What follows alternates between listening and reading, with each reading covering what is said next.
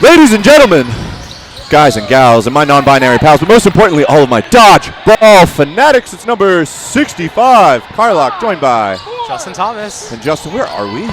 We're at the thing. We're at the thing. We're here. In the beautiful, beautiful Pacific Northwest, Seattle, Washington, just a little bit north up in Linwood. And we've got a fantastic game for you, ladies and gentlemen. We've got Kaffeine & Co. versus Rack Attack. And Kaffeine & Co. putting the pedal to the metal, already getting 2 eliminations on the side. How exciting. Kaffeine & Co. putting the pedal to the metal, already getting 2 eliminations on the side of Rack Attack, one of them being Real Leaf.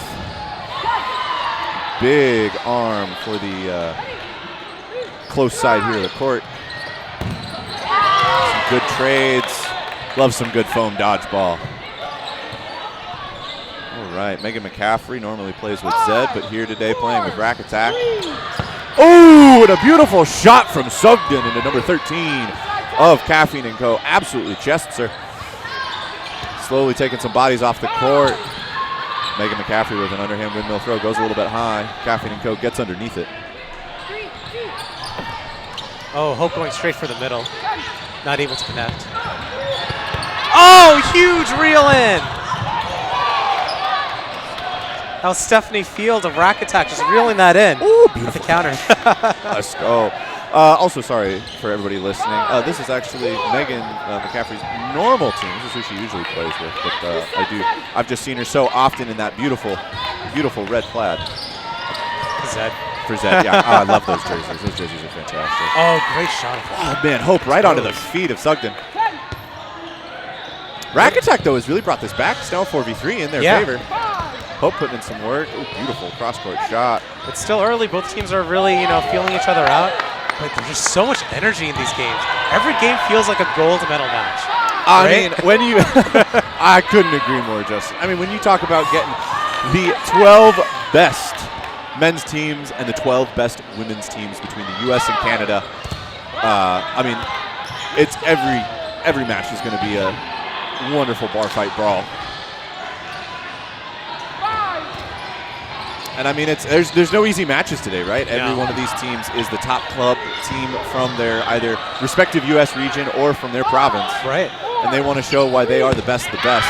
Oh, huge take. Oh, I love that. Beautiful work there. Wow, just a little bit of a 1v1. Tran's going to take it out here at the center line. And Rack Attack gets himself into a 2v1 after starting off this match down 6-4. So we have Yvonne and Stephanie for Rack Attack, and they close it out. Beautiful. I love the pressure at the line. Just did not give any room for that player from Kaffeine & Co. And they were absolutely willing to throw the 5th ball, get that hit. They know that if they give up 5 balls, there's still only one place that they can come from. Beautiful performance by Rack Attack there in game 1 of, what is this? Round 4? It does. I do believe this is round 4. Oh, man, I'm just excited to be here. Top tier dodgeball. And all of you at home, thank you for tuning in. Kaffeine was able to draw that extra ball off Rack Attack's pitch. No, I like it. I mean, Rack Attack, definitely, they have burden, right? They're looking to make something happen off that opening rush. It's a moment where you're in really close proximity at the center line to the opponent team. Maybe they're not looking at you. Maybe you can get a hit. But I think there was just a little bit of a pause there between Rack Attack, Kaffeine & Co. Man, Sugden, number 88. I'm so sorry. There are 2 people wearing number 88 Sugden shirt. Center for Rack Attack. Beautiful shot on the Hope. Taking them out of the game. But, just when you're up at the center line, especially in foam dodgeball on that opening pitch, if you have burden, there's really pressure to make something happen. And I think Rack Attack, there was just a little bit of enough of a pause that Kaffeine & Co. had an easier job. It's not always easy, but an easier job. Trina Tran is doing a fantastic job drawing those balls, keeping up pressure despite having more players, right? Oh, no, absolutely. And, I mean, you can kind of do that, right? If you're on one-ball defense and you're up, 5-2, applying that pressure and forcing Kaffeine & Co. to throw at you, right? They have to respect that you are a threat with the ball up at the line pressuring. So, huge shout-out to Tran for applying pressure. And that's just showing, the defensive capabilities, right? That makes the rest of her team, makes it easier for them to dodge if they get thrown at. Oh, good save. From the wings, number 8, Tran, and number 25 for Rack Attack. Yeah, absolutely, absolutely. Yvonne Scher. Number 25 is Yvonne. Yvonne. Beautiful work. Beautiful work from the corners of Rack Attack.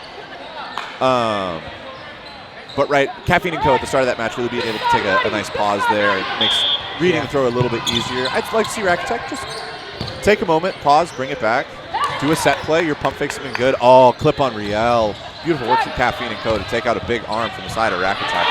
But Rack Attack here up 2-0 over Kaffeine and Co. in the starting minutes. Right. But no lead is comfortable here, is it? Oh, no. I mean, not until you get up to like 7-0. That's when I'd get comfy. Maybe put in some of your like beeline players, right? Everybody's got a pretty deep bench. Round robin is a long round robin today, Justin. It is 8. Oh! Number 77. Stephanie Field just really putting in work. Just right.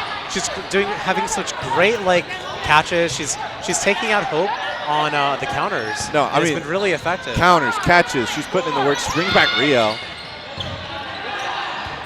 Hope is definitely a presence to be reckoned with. For Hope sure. is a weapon. They are a force to be reckoned with.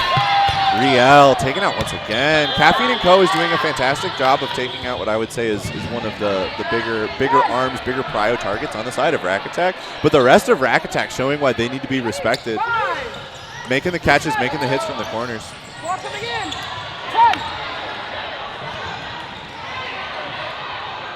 Oh, it's a fantastic game so far from both of these teams.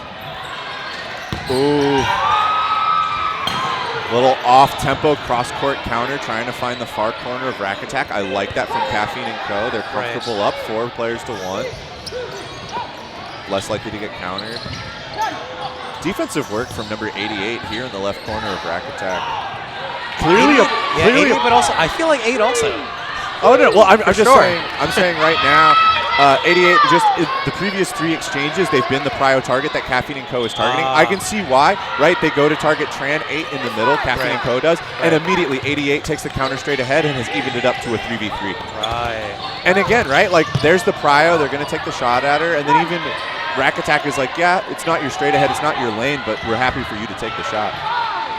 4, 3, 2. Ooh, double into 77. I like Kaffeine and Co. 88, Sugden has obviously been a prio target, but at this point they just want to get bodies off the court, get a player advantage, and maybe trade down.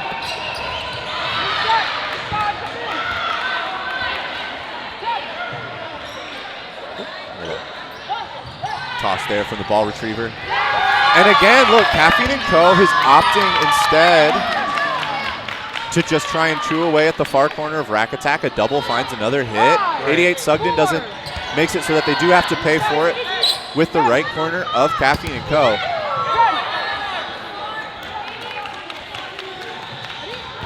Let's see what 88 for Rack Attack can do. And Lawrence connects. Oh, beautiful work by Kaffeine and Co. They got themselves into a player advantage position by doubling the far corner, and then they just traded down from there. I love it. And that's going to get them on the board, Justin.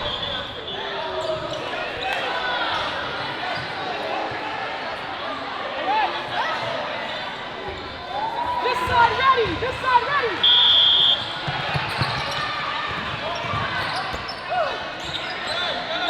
We got a shot from number 22, Rhea Leaf, on the side of Rack Attack. Response from Kaffeine and Co. No connections found on either side. 4, 3, 2, 1. And Rack Attack with pump fake after pump fake. Oh, and that'll be on the close side. This is also wearing number 88. Molly. That's Pelletier. Wonderful. That's going to be number 25. Yvonne, is that Scher? Yeah, that's Scher? Yvonne Scher. Yvonne Gets. Yvonne says that her play style is that of a caffeinated hamster. I mean, up at the line, pump faking until the Kaffeine and Co. right corner is on the ground, and then drilling him in the chest. I'd say that sounds like caffeinated hamster versus Kaffeine and Co. I mean, that I'd be terrified if I was Kaffeine and Co. Right? A caffeinated hamster, a small mammal addicted to coffee. She's just drinking. She would have gotten that, but great awareness by Lawrence to make sure that catch doesn't happen. No, absolutely. First shot's a pop-up. Cher's looking for the catch. Kaffeine & Co. follows for a second one. Now, I've got a question for you, Justin. Obviously, in cloth dodgeball, we saw this 2 weeks ago in Mexico City. Flight kills absolutely permitted. Beautiful, majestic aerial throws as you cross the center line. Ooh, Megan McCaffrey with a beautiful counter after number 2 for Kaffeine & Co. Takes out number 77 for Rack Attack. Megan making sure that any hit on her own team does not go unanswered. Wow. Oh, great take.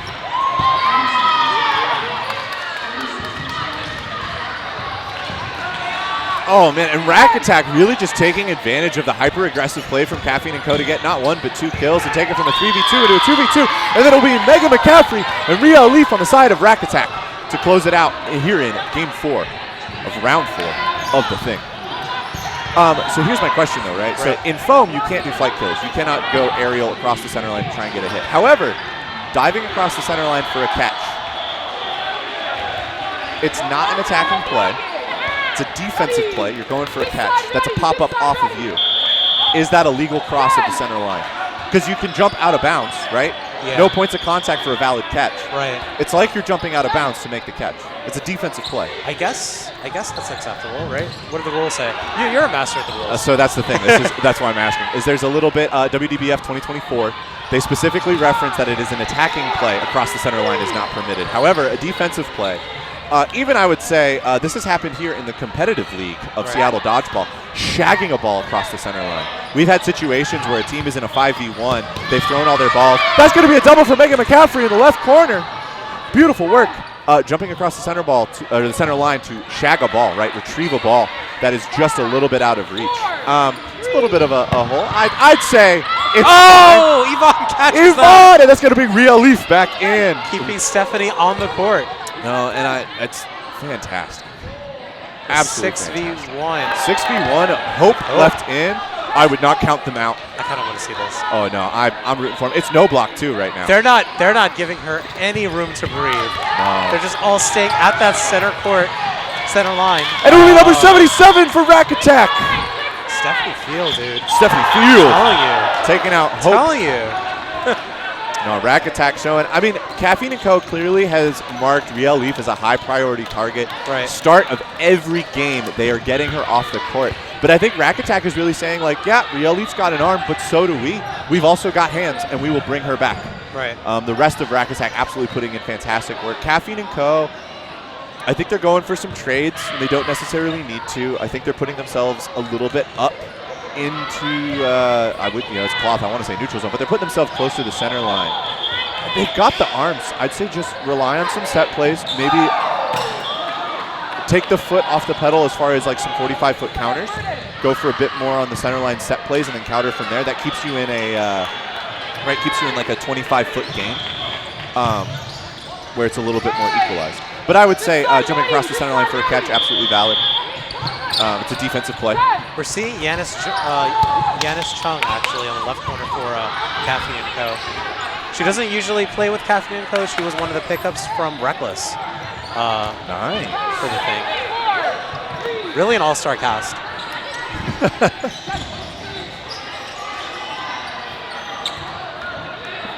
And look at this. I mean, Kaffeine & Co. with a strong start off the opening rush. They get a hit. And look, they're not looking at the counters. Much more set plays. That's what I'm talking about. Obviously, Hope. Absolute menace out of that right corner for Kaffeine & Co. Takes a nice 45-foot shot, finds the shins. And Kaffeine & Co. now up 5-3.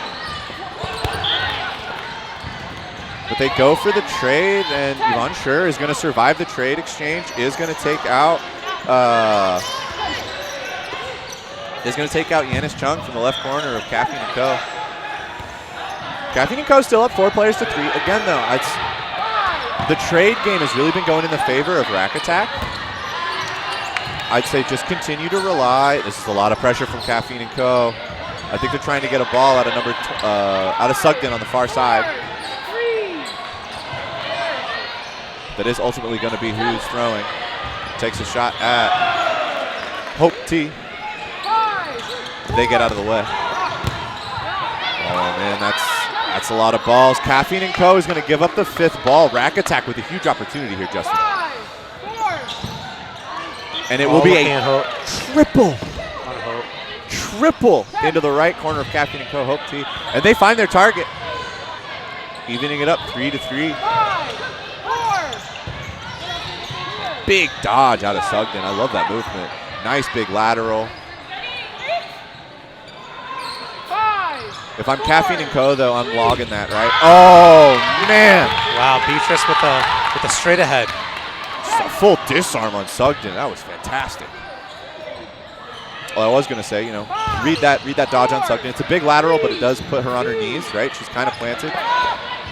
Either give your center then or your left corner the green light to take that shot onto Sugden. But, hey, Beatrice with that straight ahead.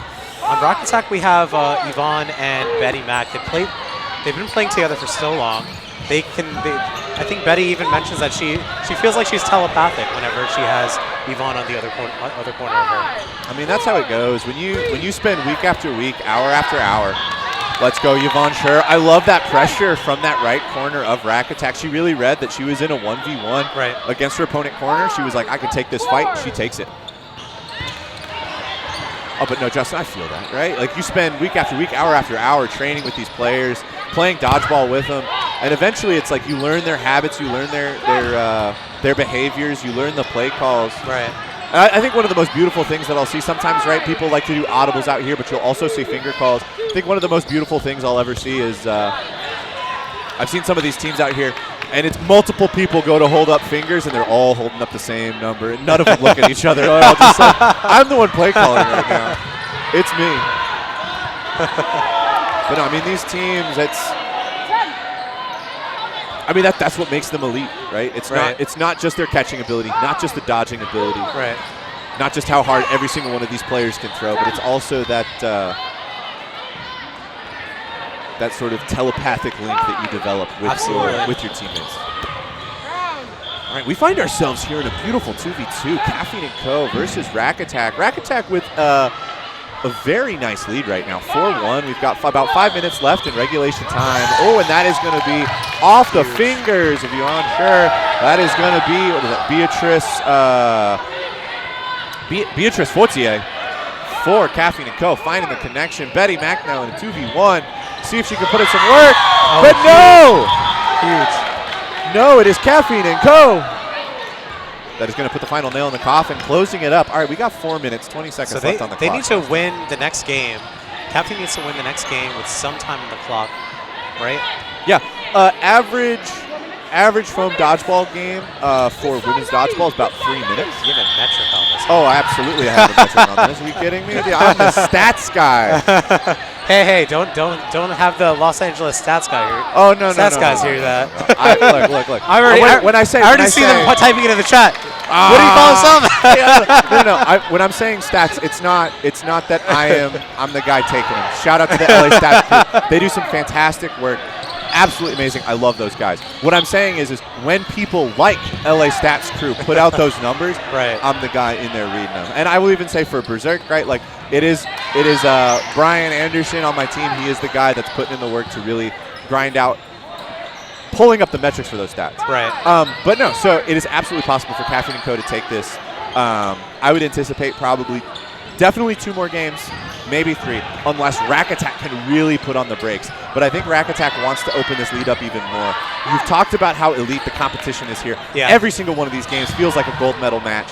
And the thing is what that means is like, yeah, you can kind of rely on your win-loss ratio. Oh man, Riel Lee for the beautiful shot in number 3 over on the side of Kaffeine and Co. Evening up 4v4. Taking out Kaffeine is detrimental to Rack Attack's win, right? Like, she is their leader. She is a very experienced player. Great strategy. Yes. So getting her off the court, is probably a fantastic idea on Rack Attack's part. Yeah, I absolutely agree. Absolutely agree. But no, Rack Attack wants to open this up, right? Like, because your win-loss differential is absolutely going to come into how your seeding goes into bracket tomorrow. You're right. That's a big double. You're right. Rack Attack unleashing the fury is going to find 2 connections. They trade one of their own for it. So it's not enough just to win, right? Because every team here is effectively a gold medal team. Absolutely. Right? So winning more sets puts you at a more favorable advantage for day 2 of the thing. Absolutely. But we'll talk about it when we get there. Yeah, we'll talk about it when we get there. There's still a whole day of dodgeball to play. And we're just getting fired up. Again, thank you for tuning into the thing. Put on by Dodgeball.live. Don't forget the period. Obviously, Court 1 streamed for your viewing pleasure here, but you can also tune in to Court 2, which is also live streamed. And if you're worried about Courts 3 through 6, don't worry. We've got cameras on those, and those will be uploaded later. You can rewatch all the fantastic action. All right, Kaffeine & Co. Rack Attack in a 2v2. Kaffeine & Co. has shown that they really know how to close out games. There's 1 minute and 20 seconds left on the clock. Yeah. Rack Attack has done a good job of putting on the brakes. Right. See what Sugden can do. We've got some nice dodges here from the left corner of Kaffeine & Co., number 20. 5,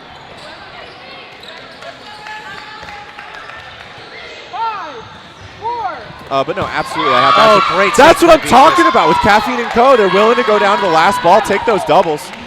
They're not looking for trades. They're doing set plays, Justin, and I love to see it. The onus is on Trina right now. If Trina's able to push this game into no blocking, that should be set for Rack Attack. Faucio looking at Trina straight ahead. 40 seconds, though. It's about 4 to 5 throws. If it's taken the 10-second time, I think Kaffeine & Co. is going to start doing rushdowns. They'll look for the trades. And it connects. And that's going to be it. Justin. With some time on the clock. 25 seconds. 25 seconds, Justin. You know what that means? You know what that means? What? It means we got ourselves a no-block game. No-block game where it is 3-4. Kaffeine & Co. has the opportunity to tie it up. Now, there are ties in round robin.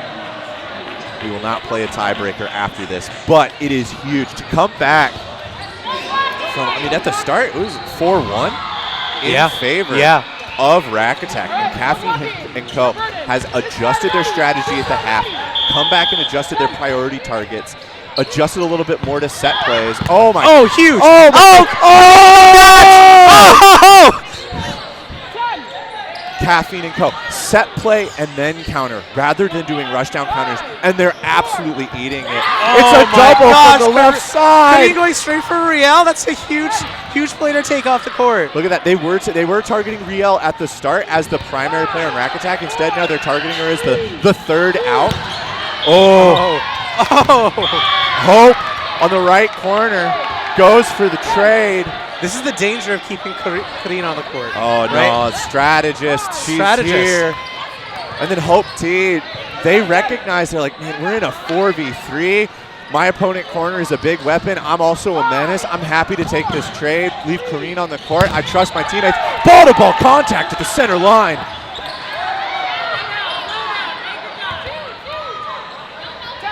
Justin, my heart is racing, and I don't know if it's the 22-ounce coffee I had this morning or it's the dodgeball I'm watching, but Sounds I'm here like for a caffeinated hamster.